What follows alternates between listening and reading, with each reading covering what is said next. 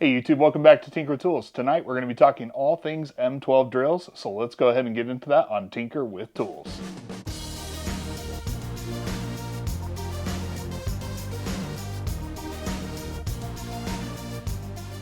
So as I'm sure you're already aware, there is a new M12 drill that has recently been released by Milwaukee, and this is a new class of tool that has previously not existed on the lineup. Previously you had your brush tools, you had your fuel tools, now you also have brushless, much like what you do on the M18 platform.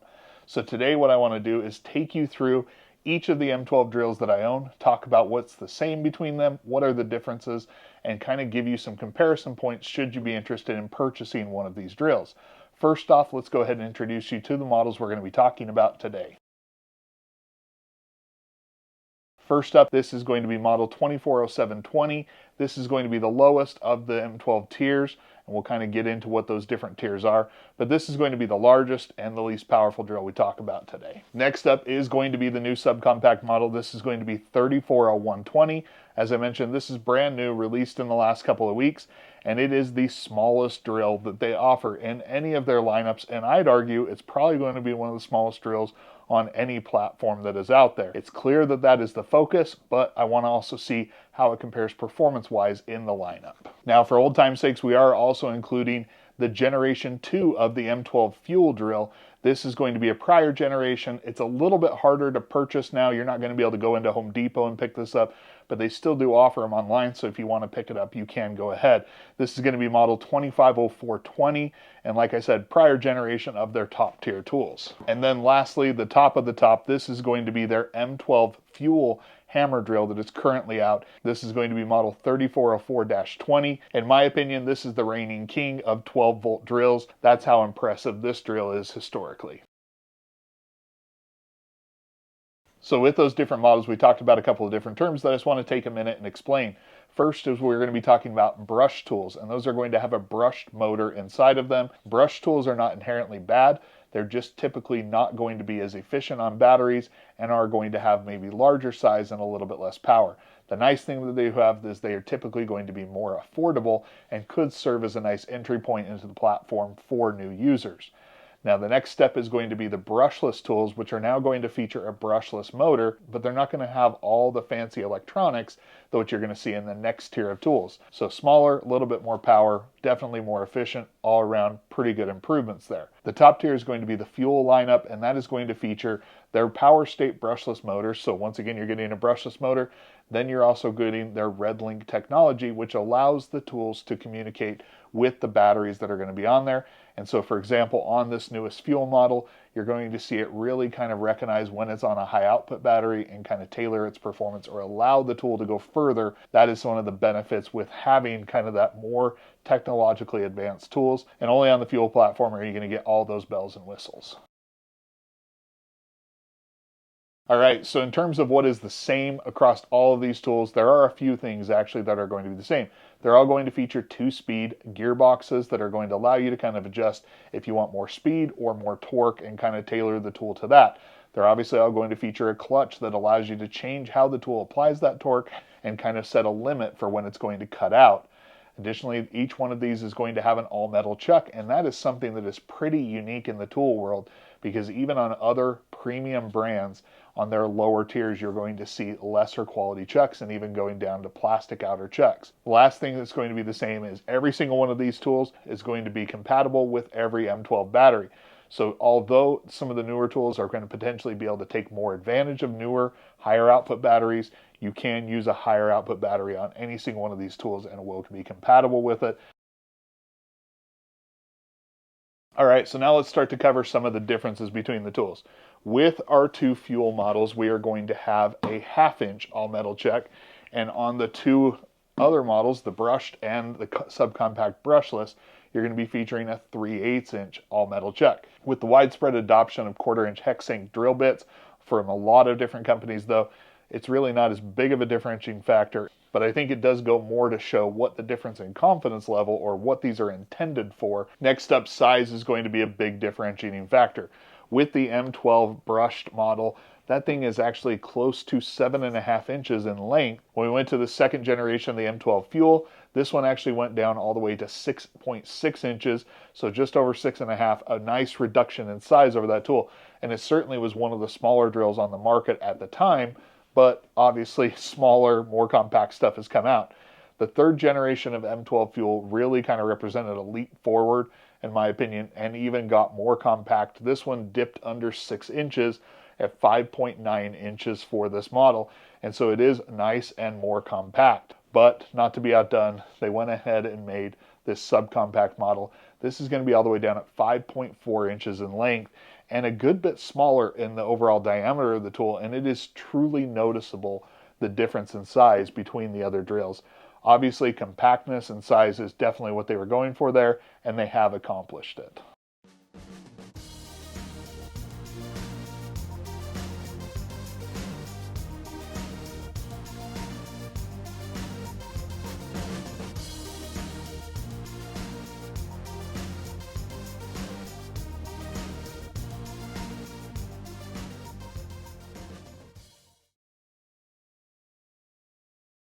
So now let's talk performance testing. Unlike some of the other times when I do both driving and drilling, all I did this time was actually going to be some drilling testing. And really, it was just trying to see what the difference between the tools is. So in the testing, we started with a 1/2 inch twist bit and then worked our way up through a couple of different size spade bits to see what exactly the difference was.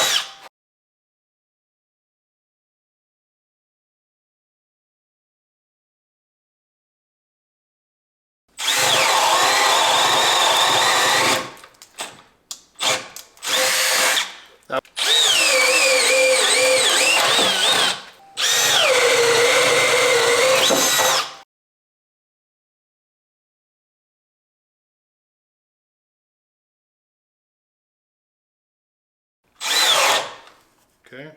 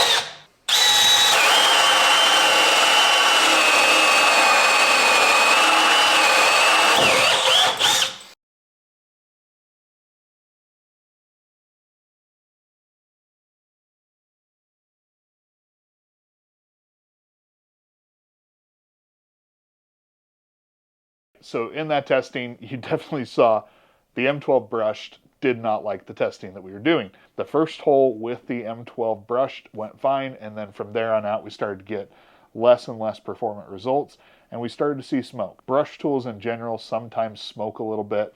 I've seen that in the past. It's not the end of the world. It still appears to work fine, but it definitely let you know that it didn't like being pushed. The Subcompact and the prior generation fuel, on the other hand, kind of felt like you'd push them a little bit further and they would perform a little bit better, but they had almost similar limitations of when they kind of met their match, just kind of a step below where the newest M12 fuel is. And that drill stands head and shoulders above the rest in this category. It is a different beast of a tool in terms of how it performs, and it's one that I think was a huge generational improvement from the Gen 2.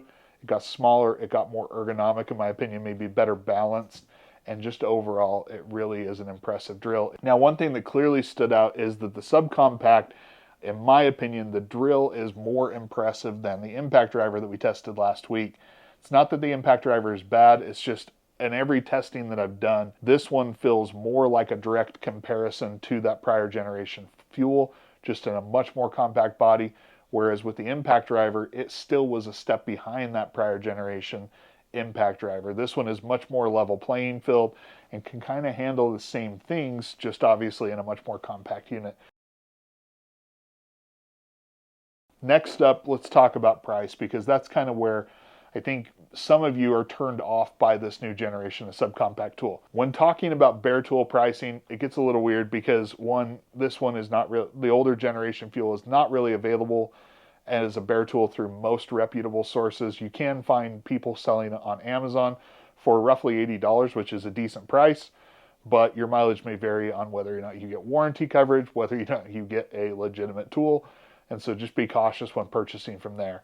If you're just talking about the three main ones that they currently sell, the problem is you can't really buy the Subcompact as a bare tool. It's not available. When it is available bare tool, it'll be $119, and then you're talking about a $149 two battery kit, and then you go all the way up to a $199 two tool combo kit with the impact driver.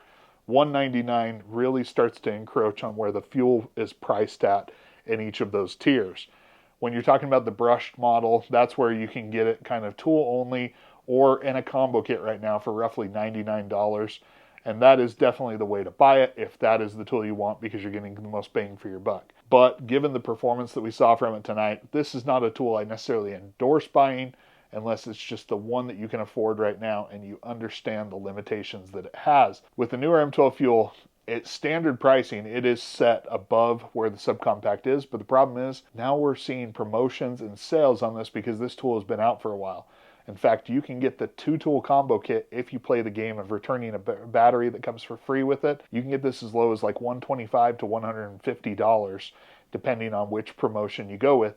That is a screaming deal for two really competent tools and decent batteries. Whereas if you go with the Subcompact, you're paying the $199 price point because it is not yet on sale. I think once we start to see some sales pricing on it, that's where that will make a little bit more sense. Right now, it starts to feel more like a niche tool where if you need ultra compact or just lighter weight than what you're already getting, that's when you're going to go buy it. I don't really see a lot of people picking this up as their only or primary M12 tool because the value proposition just swings so much into the fuel lineup for right now. All right, so then conclusions. How does the new Subcompact drill stack up in the lineup? I think it is definitely a worthy performance drill. It definitely is very comparable to the prior generation M12 fuel. It will fall short of the current generation M12 fuel, but it obviously is going to beat up on the brush. They've definitely planned a tier system with their performance levels, and they've achieved it.